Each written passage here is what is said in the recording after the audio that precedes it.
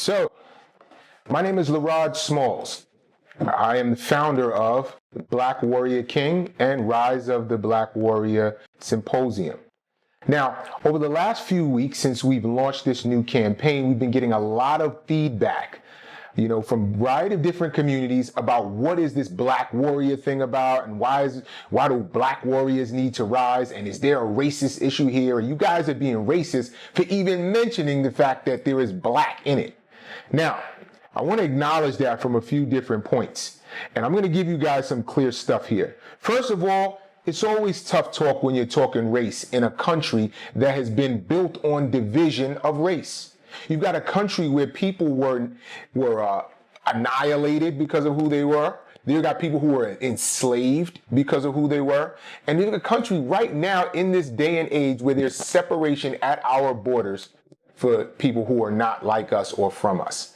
So, being that you've got a topic that is so hot in a country that is volatile around that subject, it's going to be important for us to outline what it is that we're talking about here in the Black Warrior King movement, and for this event, Rise of the Black Warrior.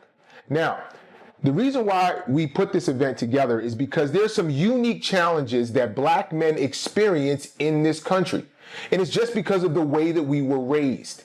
And for all of my white viewers and anybody else who's watching this, I want you to understand there is something that happens to creatures. Anything that's natural, an animal, a mammal, everything that lives learns from its experiences. That's the way we evolve. So if you were taught from a kid in every movie that you've seen, every TV show that you've watched, that you've seen the black guy is the maid or the butler, and the white guy is the boss. If you've watched movies since you were a kid, and you watch, systemically, I'm talking about across the board, you will see that minorities tend to take the weaker jobs, the weaker characters in a majority. When you look at the majority, we're not talking about all the movies, we're not talking about all cinema, we're not talking about all TV, not all commercials. But overall, in the viewing of everything that you see, you'll see blacks specifically and minorities taking a second role. And if you see that from when you're a child, and you couple that with the fact that there is black history in this country that is absolutely, horrible. There's horrible black history here in this country. And we have suffered so much that as a child, you grow up learning suffering and hate. You realize that there was something that was just against the people who looked like you. And it drags with you from your childhood. And even if in today's experiences, you're not dealing with those things, they psychologically have an effect on you. So let's move forward for black men in modern times. You're a black man operating in your environment, but you have some running programs. You've got some software that's been running in the background, defeating and using up space in your mind, just like a computer. I don't know what kind of cell phone you've got, but if you've got too many apps running on your cell phone slows down. Your computer slows down because you've got apps that are useless, things that are not necessary, running in the background. And that's what's happening in our minds. How do I know? Because it was happening in my mind. I'm at this time of this recording, I'm 42 years old. But up until I was about 40 years old, I was running some software that told me that I wasn't as good as. It was software that told me that somebody else always had a better opportunity than me. There was some software that was running called hate and anger and bitterness, that no matter how much I try to suppress it, that software was running. And it affected my decisions. It affected what was possible for me, even in the slightest of decisions. When I enter a room full of men that don't look like me, do I feel uncomfortable? Do I not feel as powerful? Do I feel alone? Do I feel that there is possibly some type of conflict there? When I bump into a room full of men that don't look like me, am I thinking, does that man hate me just because I'm different? Well, that software might be running for you. And for others that you know, Whether you're a black man watching this or a white man or Asian man, doesn't matter who you are that's watching this, we as men can understand that we are champions. And it is our job to lead our households. It's our job to shepherd and lead our families. It's our jobs to provide and be the very best that we can be. And that's all we really all want to do. But because in this environment, we have some specific challenges that we have to get over that have been permeating and creating divide and been a backpack of luggage that's been holding many of us back, we need to take that off and we need to rise. And that is what this movement is about.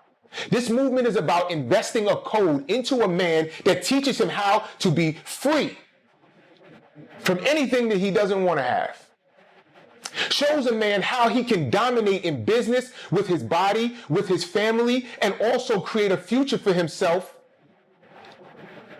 and do very well in business. Now, here's what I'm going to give you. I'm giving you an opportunity to explore this.